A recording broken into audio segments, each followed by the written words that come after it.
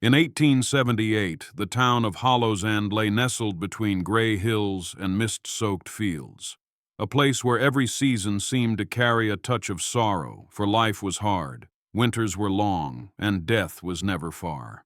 Yet in those shadows, two sisters had become a constant presence, Margaret and Eliza Hensley. Margaret the elder bore herself with quiet strength. Her hands were rough from labor, her eyes lined from worry, but she carried herself with the dignity of someone who had seen too much and yet refused to falter. Eliza, younger by 7 years, was different. Her smile could brighten even the darkest parlor, and her voice, soft and melodic, seemed to lift despair, if only for a moment. The sisters had become known for one thing above all. They catered every wake. From the poorest farmhand to the wealthiest merchant, their presence was requested. They brought bread, broth, and a listening ear. But more than that, they stayed close to the coffin, often touching it with hands that lingered too long. At first, no one questioned it. Death made people vulnerable, and the sisters, in their kindness, were welcomed as part of the ritual.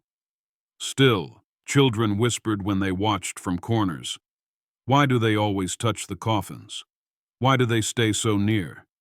The Hensley sisters' reputation spread far beyond Hollow's End. Neighbors from surrounding villages would send word, "Call the Hensleys. A soul has departed." Margaret and Eliza never turned anyone away, no matter the hour. They had once trudged through snow at midnight to sit beside a mother who had lost her child to fever. Margaret made broth while Eliza sang hymns until the woman finally slept.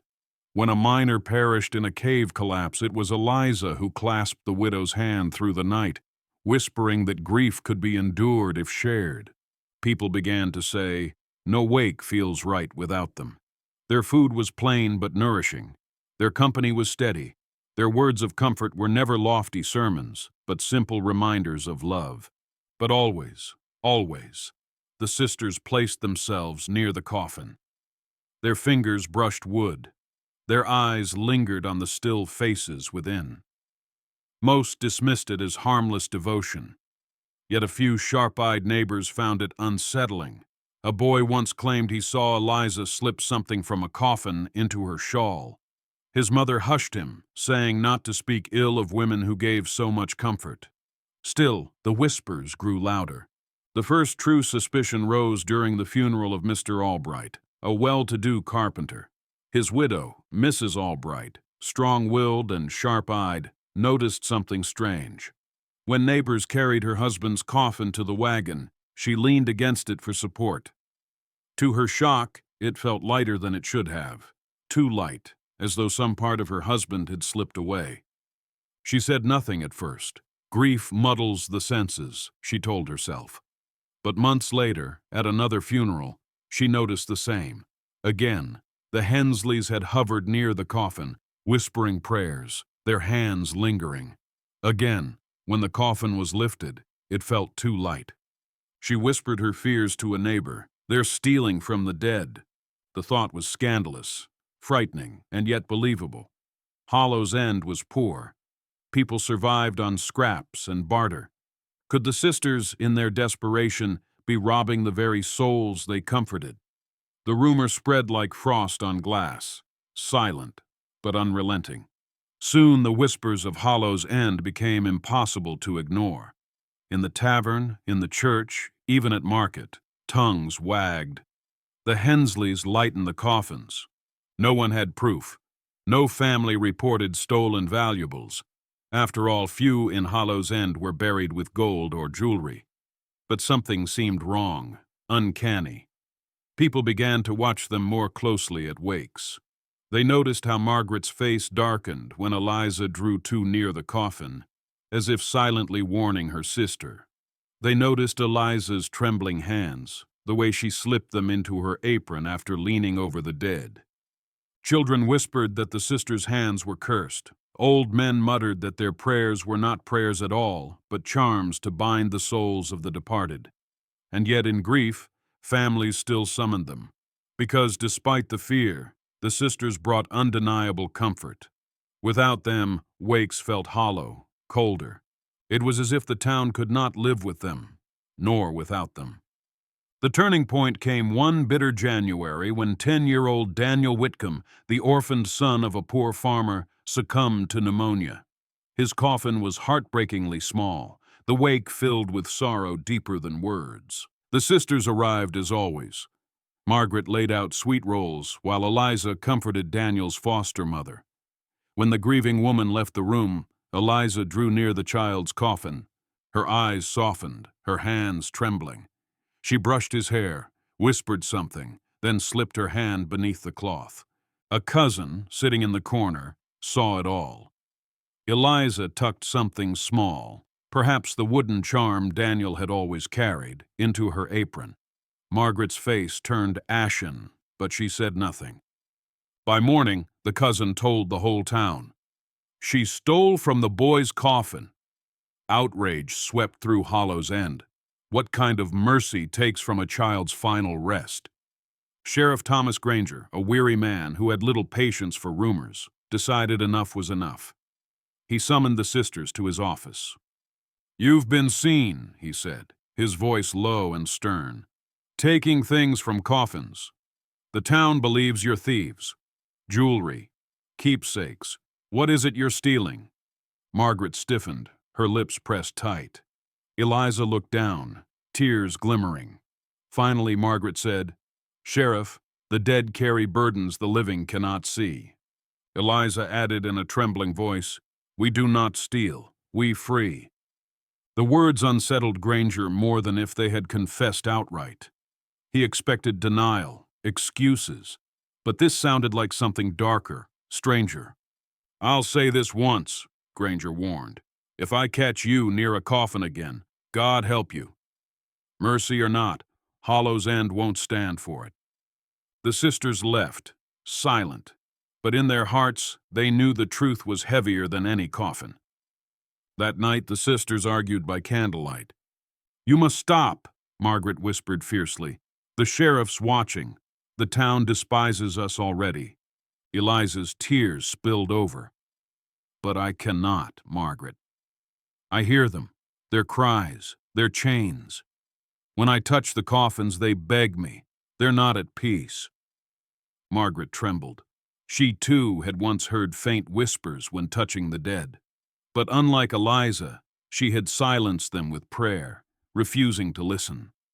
Eliza, with her tender heart, had yielded. She confessed then what she had taken, not valuables, but tokens, a cracked rosary, a dried flower, a child's wooden charm. "They bind the dead," Eliza whispered. "When I carry them, the souls are freed." Margaret wept silently, knowing her sister believed every word, and in the shadows she feared Eliza was right. Not long after, a stranger passed through Hollow's End and died suddenly at the inn. No family claimed him, so the town arranged a plain funeral. His coffin was unadorned, his story unknown. The sisters came, as they always did. As hymns were sung, Eliza approached the coffin. The moment her hand touched it, she gasped and pulled back as if burned. Her face turned pale, eyes wide with something between terror and pity. Margaret hurried her away, whispering harshly, but the church matron had seen. Eliza's hand trembled as she slipped something into her pocket. Later, when the men carried the coffin, they muttered that it was unnaturally light. So light it felt as though the man's body had vanished. Fear erupted. Whispers turned into accusations. The sisters were no longer seen as angels of mercy, but as women who stole not just tokens, but perhaps even souls. The town of Hollow's End split in two. Some branded the sisters wicked thieves, their strange habits proof of dark magic. Others, however, defended them, swearing wakes without the Hensleys felt colder, emptier. Old Mrs. Larkin, who had lost her husband years before, claimed she had dreamt of him smiling after the sisters visited. "They ease the suffering," she whispered. "They do God's work." But louder voices drowned her out. "They're witches," some cried. "They rob the dead of rest."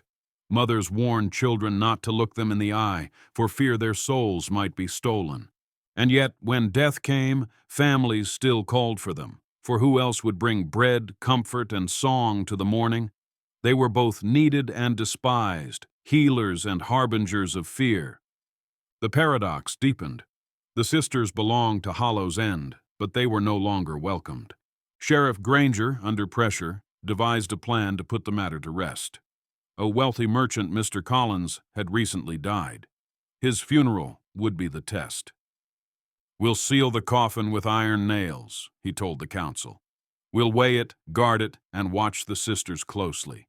If they tamper, the truth will be plain." Margaret begged Eliza not to go. "If you touch that coffin, it will be the end of us." But Eliza's eyes brimmed with tears. "The dead still need me." "Let them watch. I have nothing to hide." Margaret's heart sank. She knew her sister's compassion would undo them, but nothing could stop Eliza's tender heart from answering the whispers of the dead. The stage was set for a reckoning that would change Hollow's End forever. The funeral of Mr. Collins drew the largest crowd Hollow's End had seen in years. Candles flickered against the polished coffin, iron nails gleaming where the sheriff himself had sealed them. The air buzzed with tension. The sisters entered quietly, carrying bread and soup. All eyes followed them. Margaret's face was pale, lips pressed thin, while Eliza looked as though she bore invisible chains on her shoulders. As the priest finished his prayers, Eliza drifted toward the coffin. The sheriff's eyes narrowed. Margaret shook her head, silently begging her sister to stop. But Eliza could not resist.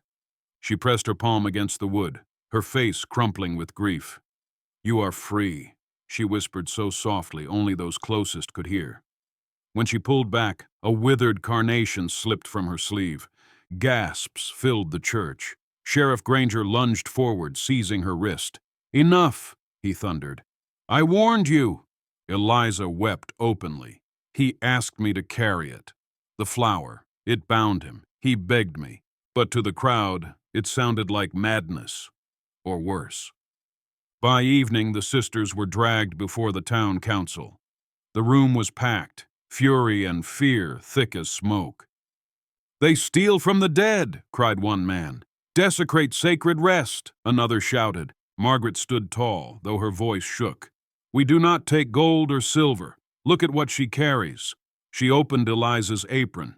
Inside were tokens, flowers, ribbons, locks of hair, cracked rosaries, things of no earthly value. To the council, however, it was proof enough of strangeness, perhaps witchcraft. "They are not thieves," said a frail old woman at the back. "They bring peace." But her voice was drowned by the crowd. Sheriff Granger, torn between duty and doubt, spoke heavily. "The people have lost their trust. For the safety of this town, you are banished. Attend no more wakes. Approach no more coffins. Hollow's End will bury its dead without you." The sisters bowed their heads. For the first time in years, they were not welcome where grief lived. Without the Hensleys, funerals grew bleak. Bread sat untouched, hymns were sung off-key, and silence pressed heavy on mourners. Soon, stranger things began. Widow Albright woke one night to hear her husband's weeping voice in the dark. A child swore she saw her dead father standing by the edge of the woods. In the churchyard, several swore they heard rattling from freshly buried coffins. Fear rippled through Hollow's End. People began whispering that perhaps the sisters hadn't been thieves at all. Perhaps they had been protectors. And yet, pride held most tongues silent. Admitting they were wrong meant facing shame. Instead, they buried their dead in fear, sleepless and uneasy, wondering if restless souls walked among them. Meanwhile, Margaret and Eliza sat in their lonely cottage, barred from the only service they knew how to give, carrying their secret in silence. It was little Clara who finally broke the silence. She was only 8, but grief had aged her eyes. Her brother Tommy had died weeks earlier, buried with his favorite toy horse. Since then, Clara woke screaming each night, claiming she heard Tommy crying from the ground. One stormy evening, she crept through rain and knocked on the sister's door. Margaret answered, startled to see the child. Clara sobbed, "Please. Mama hears him too. He says he cannot rest. You're the only ones who can help." Margaret froze. She knew if they helped, they risked everything. But Eliza gathered Clara into her arms, rocking her gently. "We will come," she promised. Margaret's heart ached. She saw in Clara the reflection of their own grief years ago, when their mother died and whispers of unrest had haunted their nights. How could they refuse? Under heavy rain, the sisters followed Clara to the churchyard. They stopped at Tommy's grave, the earth fresh and muddy. Clara clutched Eliza's skirts, trembling. Eliza knelt, pressing her palm against the soil. She closed her eyes, listening. A shiver ran through her body and she whispered, "He clings to his toy horse. It binds him. He fears being forgotten." With trembling hands, Eliza dug gently into the earth until she unearthed the small wooden horse. She kissed it and placed it in her apron. The air grew still, the rain easing for a moment. Clara stopped sobbing, her face lifting in wonder. "He's gone," she whispered. "He's happy now." Margaret wept quietly, watching the change in the girl's face. For all the danger, she knew in that moment the truth could no longer be denied. Eliza's burden was real. Sheriff Granger, who had followed rumors of the sisters' return, arrived just as they rose from the grave. His lantern cast long shadows across the muddy churchyard. "What are you doing?" he demanded, hand on his pistol. But then he saw Clara's small smile, her trembling body finally calm. "She helped him," Clara whispered. "Tommy doesn't cry anymore." Granger's stern expression faltered. He remembered his own mother's final days, the fear in her eyes that never left even at her last breath. Could it be true that grief clung to the dead and these women carried it away? His lantern wavered as he lowered it. He said nothing, but deep inside, the sheriff began to doubt everything he thought he knew. Word of Clara's peace spread quickly. At first, families came in secret. A widower asked the sisters to help his wife. A mother begged for relief for her son. Margaret tried to refuse, but Eliza could not say no. Each time, Eliza returned with tokens: a cracked pair of spectacles, a faded ribbon, a yellowed letter. And each time, families reported that the hauntings ceased. The nights grew peaceful. Soon, even those who had shouted "witch" began to waver. Could it be the Coffins had felt light, not from theft, but because sorrow itself had been lifted? The sisters, once shunned, became the town's last hope. But as their work grew, Margaret noticed something terrible. Eliza was fading. Her shawl grew heavy with trinkets, and her eyes grew dim, as though the grief of the town was consuming her. One evening, Margaret confronted her sister. "How much grief can one heart bear?" "You're killing yourself." Eliza, pale but smiling faintly, replied, "As much as needed." Until the living can breathe again, she caressed the bundle of tokens in her apron as though they were both burden and blessing. Margaret wept. She longed to snatch them away, to throw them into the fire, but she could not. These tokens were not hers to destroy. In that moment, she realized her sister's compassion was both her gift and her doom. Eliza was a vessel, carrying what no one else dared. Margaret could only stand beside her, praying that love would not consume her completely. When a fever swept Hollow's End, death came swiftly and mercilessly. Coffins lined the churchyard, families wailing in despair. The town turned once more to the sisters.